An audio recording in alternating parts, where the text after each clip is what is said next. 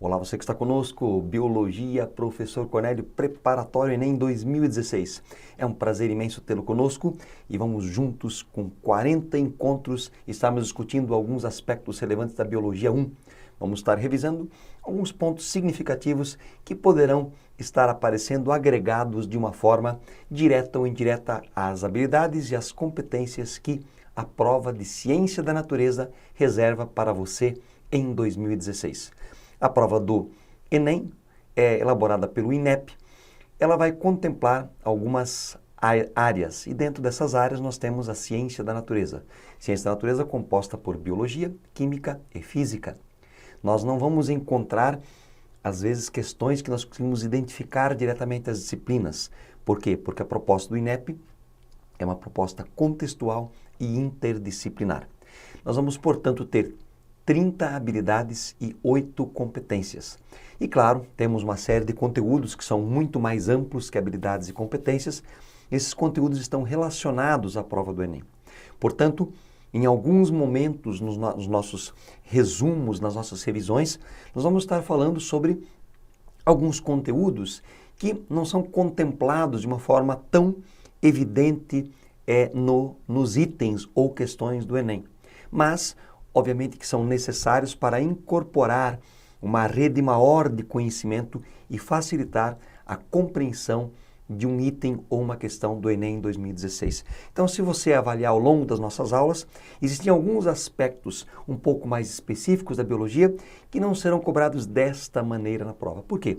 Porque a prova elaborada pelo INEP, pelos professores que fazem provas para o INEP, os itens, eles têm toda uma estruturação bem interessante, apaixonante, diria eu, onde partiremos de uma situação, problema, de um texto gerador, onde em seguida teremos aí um enunciado, onde obviamente nós vamos ter o comando da questão, que não pode trazer nenhuma informação nova, e aí teremos os distratores e o gabarito. Ao longo das nossas aulas vamos retomar esses detalhes, porque muitas vezes o aluno não compreende adequadamente a nota que ele acaba tendo tirado no Enem, porque ela depende de uma teoria de resposta ao item. A gente vai estar explicando ao longo das nossas aulas, que vamos estar revisando aspectos da biologia. Então, vamos trabalhar um pouquinho? Na aula de hoje, nós vamos estar revisando aspectos da ciência da natureza ligada à biologia e vamos estar avaliando com vocês alguns aspectos importantes da taxonomia. Nós queremos analisar com vocês, então, primeiramente, o que é a taxonomia? Quando falamos em taxonomia, nós vamos ter que remeter esse termo a uma coisa chamada sistemática. Quando você ouve falar que uma pessoa é sistemática, o que você entende em relação a isso? Então você podia falar, não, a pessoa é sistemática porque ela é bem regrada. Ela é sistemática porque ela acaba cumprindo realmente aquilo que ela diz que vai fazer. Ela é cumpridora de horários, etc. A sistemática tem, sim, este objetivo. Um dos grandes desafios dentro da biologia é classificar. Quando nós classificamos alguma coisa, nós usamos critérios. Quais são os critérios aplicados para classificar, por exemplo, os seres vivos? Vamos ser um pouco mais próximo. Que critérios você usa, por exemplo, e se os usa, para organizar o teu armário, o teu guarda-roupa? Talvez você tenha lá uma gaveta para guardar as meias, outra para guardar as roupas íntimas, outra para guardar as toalhas. Você tem critérios. Esses critérios foram estabelecidos por você para, obviamente, ter no bojo todo, no conteúdo todo, uma organização. Na biologia, da mesma maneira, nós temos critérios para organizar os seres vivos. O que acaba acontecendo é que, como são muitos autores que trabalham com taxonomia, que está embutida na sistemática, alguns autores podem achar que talvez um critério seja mais importante ou mais significativo que outro. E isso é lógico que ocorra, uma vez que a biologia avança com a biotecnologia, por exemplo.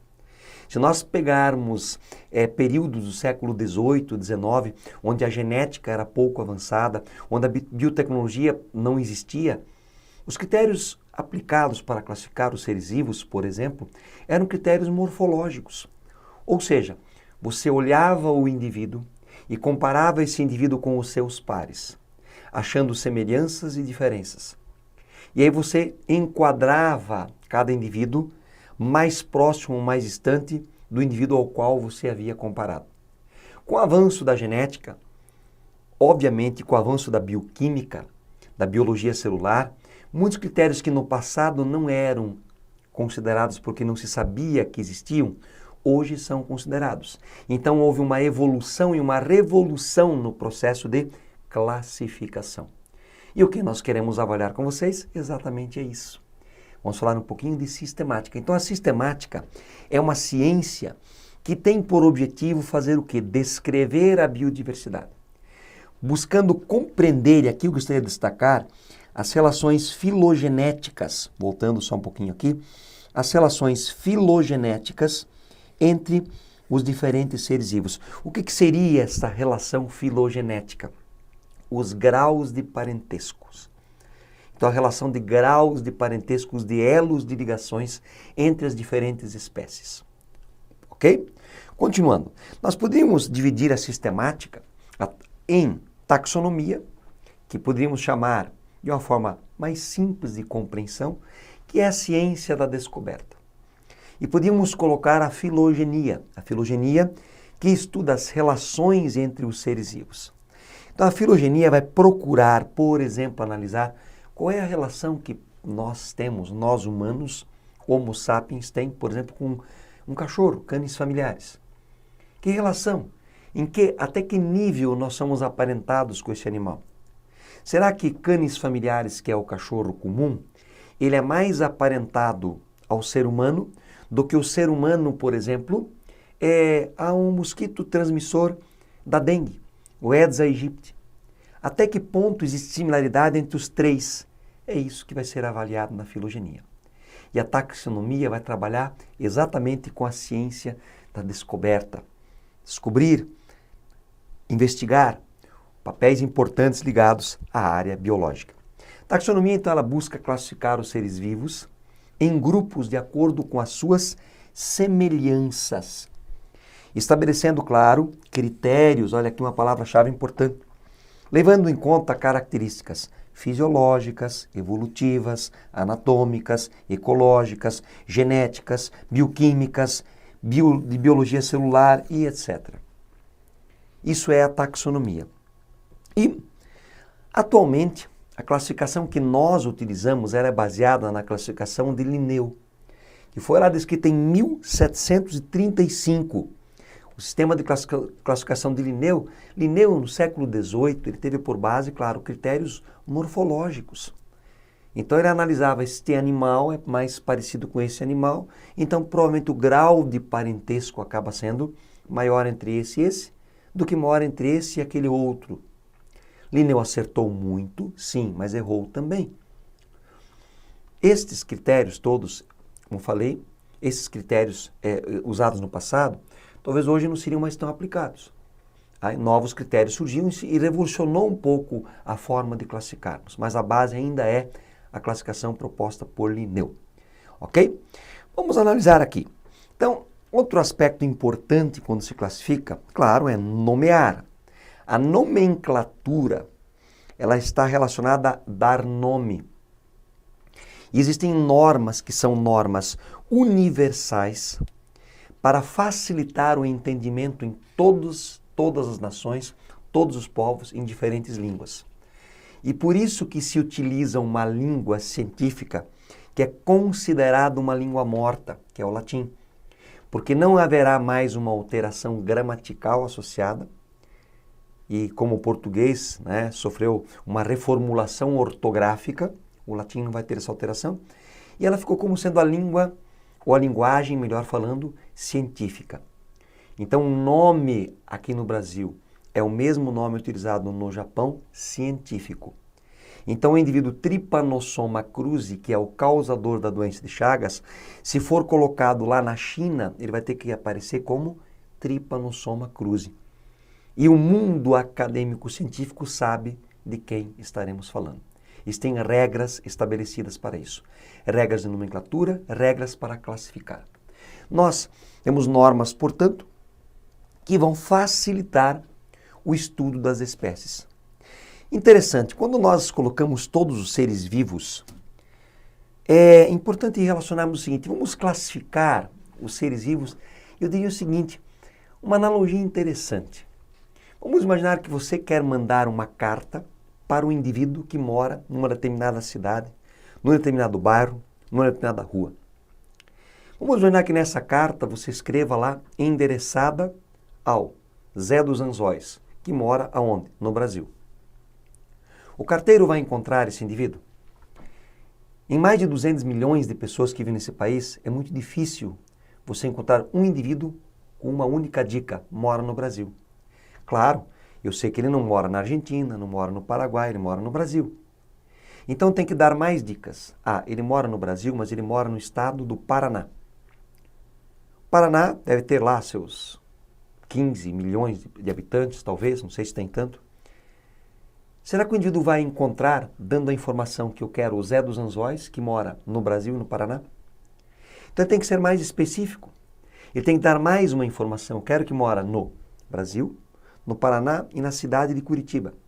Só que a grande Curitiba tem mais de 3 milhões de habitantes, a cidade de Curitiba por volta de 2 milhões e 500 mil habitantes. É meio difícil, portanto, você encontrar esse indivíduo. E você vai dando mais informações. Eu quero que o indivíduo mora no Brasil, eu quero que ele mora no Paraná, na cidade de Curitiba, no bairro tal. Só que no bairro também existem muitas pessoas. Então, cada vez mais eu vou dando informações até encontrar aonde mora o Zé dos Anzóis. Na biologia é algo parecido. Como que eu vou encontrar o Homo sapiens? Eu vou partir de um grande grupo, ele pertence a um reino animal. Se eu falar para vocês, me cite um animal, você saberia? Ou, melhor, me cite o animal que eu escolhi. Talvez você acertaria. Imagine que eu tivesse escolhido o homem. Você saberia que eu escolhi o homem? Não. Ah, me cite um animal. Que animal? Ah, me cite um animal, eu vou dividir do filo dos cordados. Então, do reino animal, do filo dos cordados. Opa, eu tenho mamíferos, eu tenho aves, eu tenho peixes, eu tenho répteis, eu tenho anfíbios, eu tenho urocordados e cefalocordados. Agora, eu tenho que ser mais específico. Eu quero um animal do filo dos cordados e eu quero de que classe? Eu quero da classe dos mamíferos. São por volta de 8 mil espécies. Portanto, você ainda não sabe que eu desejo homem. Portanto, eu tenho que te dar mais uma informação. Eu quero alguém do reino animal, do filo dos cordados, da classe dos mamíferos, da ordem dos primatas. Só que primatas temos vários. Ou eu quero da ordem carnívora. Se eu pegar da ordem carnívora, talvez eu queira lá o cachorro, mas você não sabe o que é o cachorro. Mas eu tenho que dar mais uma informação, eu quero a família. Se for a nossa, é hominídeo. Se for do cachorro, é canídeo.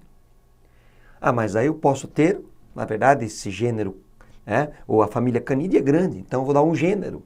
Gênero canis, se for no nosso caso, gênero homus. E aí, finalmente, eu vou ter o epíteto específico.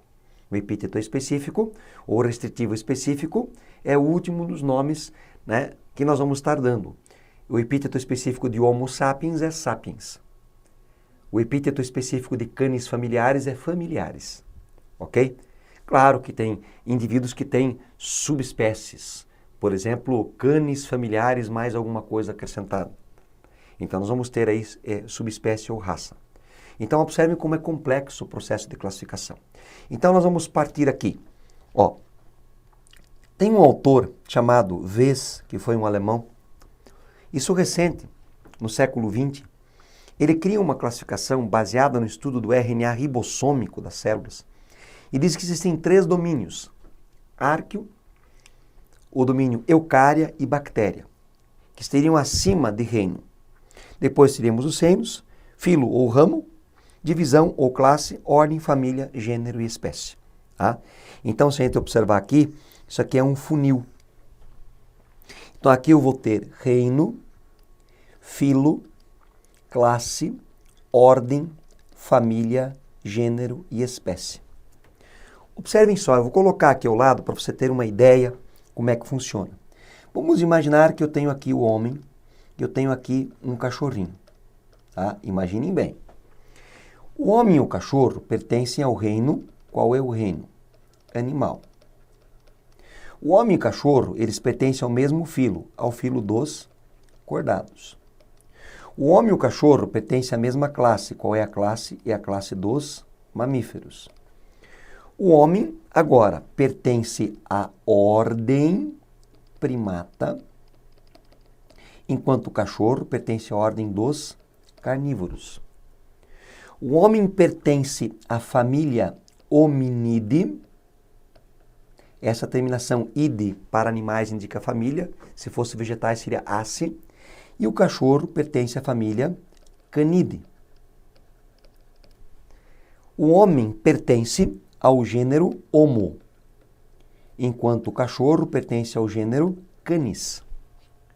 O homem pertence ao epíteto específico ou restritivo específico sapiens. O cachorro pertence ao epíteto específico familiares. O que eu quero que você enxergue aqui? Que até o nível de classe, homem e cachorro eram iguais. O que veio antes também é igual.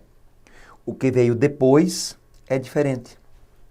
Então eu posso afirmar com absoluta certeza que se dois indivíduos pertencem à mesma família, por exemplo aqui, eles pertencem obrigatoriamente à mesma ordem, à mesma classe, ao mesmo filo e ao mesmo reino. Porque nós partimos de uma coisa mais ampla para uma coisa mais específica. Se dois indivíduos pertencem à mesma família, eu não posso afirmar que eles pertencem ao mesmo gênero. Podem ou não. Ok? Isso aqui é muito significativo. Então vamos lá, dando continuidade a esses aspectos que nós citamos aqui. Então aqui o vida, o domínio, o reino, o filo, a classe, a ordem, a família, o gênero e a espécie. Ah, mas Cornélio, não tem outras? Nós não vamos ter aí, por exemplo, subespécie, vamos ter infraordem, vamos ter sim, mas só que a nível de ensino médio, nós vamos ficar mais ou menos com essas categorias taxonômicas de classificação. Então nós vamos ter superclasse, infraordens, subespécie, subgênero e assim por diante. Tá? Seguindo aí, acompanhe. Então, mais alguns aspectos relevantes. Aqui, como eu falei, Vez, em 1977, ele usa aí o critério RNA ribossômico e define os três grandes domínios: eubactéria, árqueo e eucária. Tá? Procarioto, a bactéria e o árqueo, e eucarioto, claro, a eucária. Mas nós vamos estar avaliando os 5 grandes reinos, a classificação do Whittaker. Whittaker estabelece, através de alguns critérios, 5 grandes reinos. O reino Monera, que fica sendo um reino de procariontes, ou seja, indivíduos que têm uma célula sem um núcleo com carioteca, que tem um RNA não associado a proteínas histonas, que não tem organelas membranosas. Temos o reino protista, que hoje alguns autores preferem incrementar, chamar de procprotista, porque colocam todas as algas e os protozoários, mas aqui, na verdade, algumas algas estavam classificadas no reino vegetal. Observem que não existe uma classificação, então, totalmente correta ou totalmente errada. O que existe é um critério que pode ter sido ampliado ou pode ser um pouco mais restrito. Então, não existe algo totalmente certo ou totalmente errado. Cuidem com isso. Pode-se usar protista ainda hoje? Pode, com absoluta certeza. Não precisa colocar protista. Pode, porque é um critério que o Whittaker usou dessa maneira. Então, outros autores incrementaram e falaram, não, é interessante fazer isso. Então, outros critérios foram estabelecidos. Então, não tem um certo ou errado aqui. E vamos ter aqui os fungos, o reino plant e o reino dos animais, o animalia. Rapidamente, para recordar com vocês aqui. Então, nós vamos ver aqui, no reino Monera, quem pertence ao reino Monera, Indivíduos procariotos, como bactérias e cianobactérias, que são o quê? Unicelulares, marca registrada, unicelulares e procariotos. Então, a nutrição pode ser feita por absorção, mas também temos indivíduos quimiosintetizantes. O reino protista engloba indivíduos eucariontes, existe um núcleo definido com carioteca. unicelulares e pluricelulares. Tá? Vamos ter uma nutrição que pode acontecer por absorção, fotossíntese ou ingestão.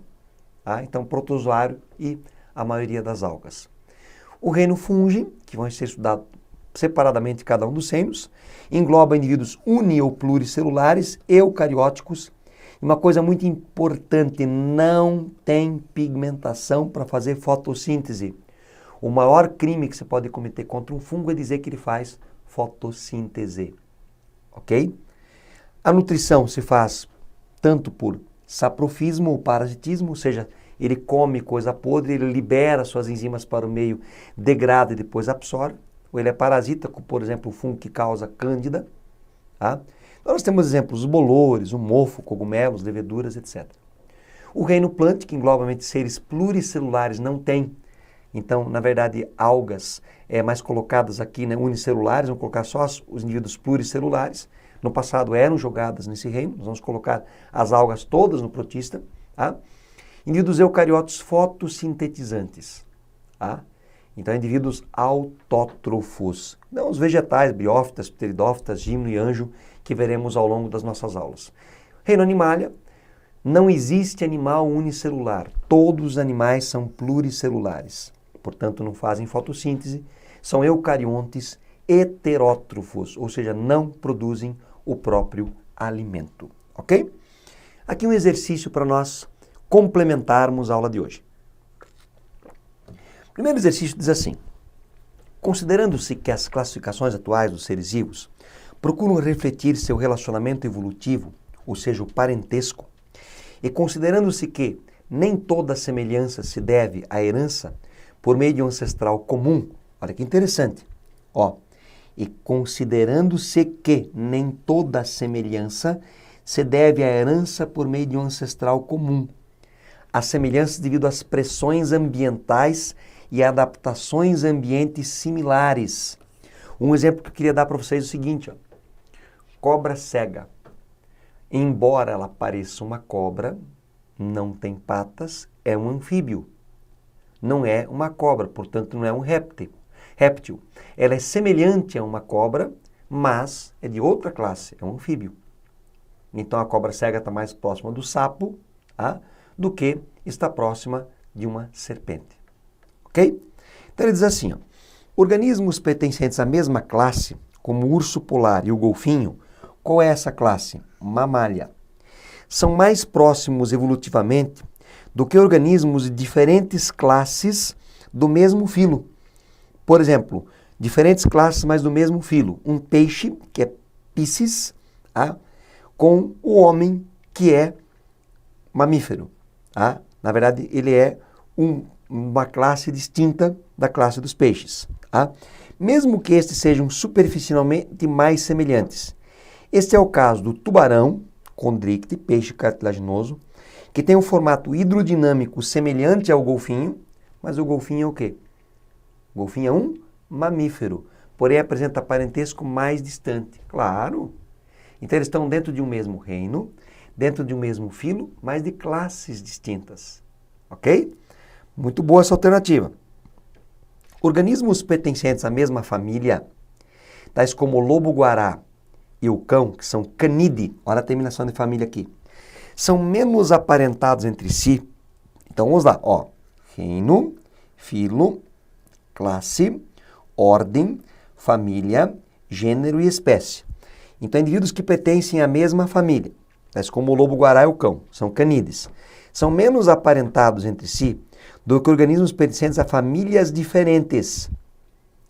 Não, então eles são o quê? Mais aparentados, porém da mesma ordem como a lontra, ou seja, eles são iguais até aqui. Se eles fossem já de famílias diferentes, talvez eles seriam só da mesma ordem. Portanto, não dá para marcar. Plantas de diferentes famílias são mais aparentadas entre si do que plantas do mesmo gênero. Gente, são do mesmo gênero, vamos voltar para o esquema que eu coloquei aqui, o grau de parentesco vai até aqui. Então tem muita semelhança. E olha o que ele está afirmando. Ele diz para nós que plantas de diferentes famílias são mais aparentadas entre si do que plantas do mesmo gênero. sendo o ambiente ao qual estão adaptadas imprescindível para estabelecer seu parentesco. Este é o caso das plantas suculentas das regiões desérticas, consideradas mais aparentadas por apresentar adaptações similares diante da falta de água.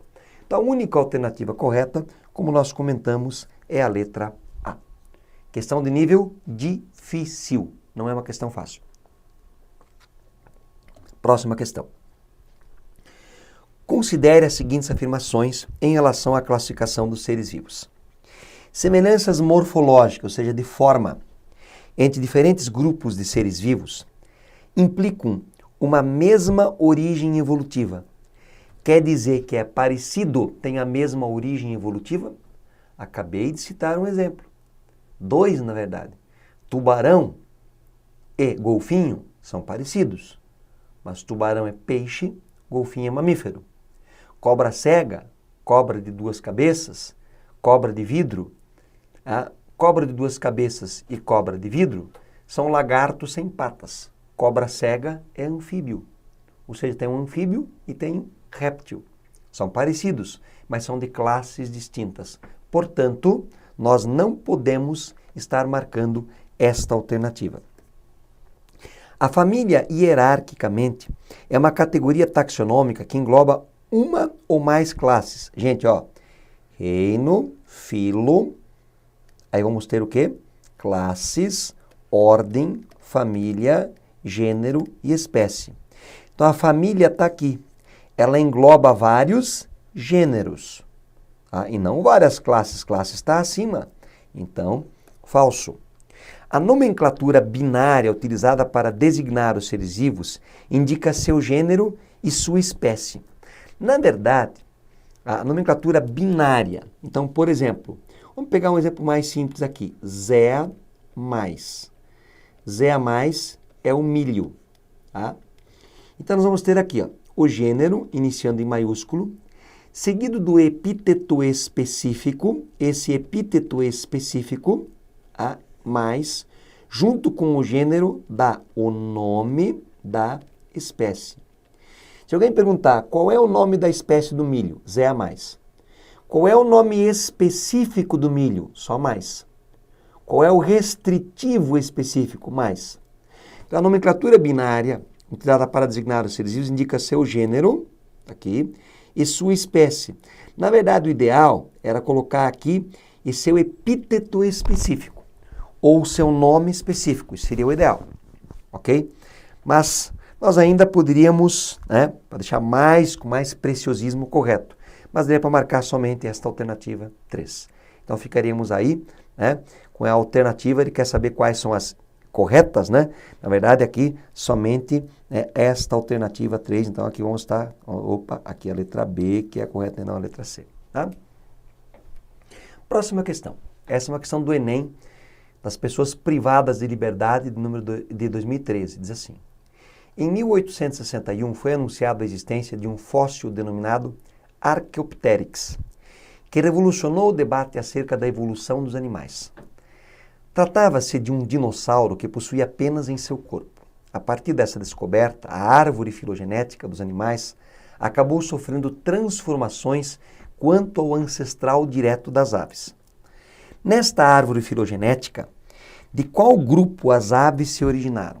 Gente, o que se acredita que seja, tem várias teorias. Na verdade, são hipóteses que podem levar a uma teoria. Tá? Tem que tomar cuidado quando se aplica o termo teoria em si. Muitos acham teoria diferente de prática, né? Mas a teoria está acima de hipótese. Depois, muitas hipóteses e comprovações podem virar uma teoria. Então, mas o que se acredita é o seguinte, que a linha evolutiva seriam os peixes, deles descendem os anfíbios, deles descenderiam os répteis, esta é uma das possibilidades, e dos répteis descenderiam as aves e os mamíferos. E um dos divisores de água seria que indivíduos daqui para cá são homeotérmicos, têm a capacidade de manter a temperatura constante. Para cá, eles seriam psilotérmicos. Então, nessa árvore filogenética, a qual grupo as aves, de quem elas se originaram? Originaram dos répteis. Portanto, alternativa B. Um grande abraço a todos e até o nosso próximo encontro, encontro 2 com a Biologia 1, professor Cornélio. Valeu, pessoal.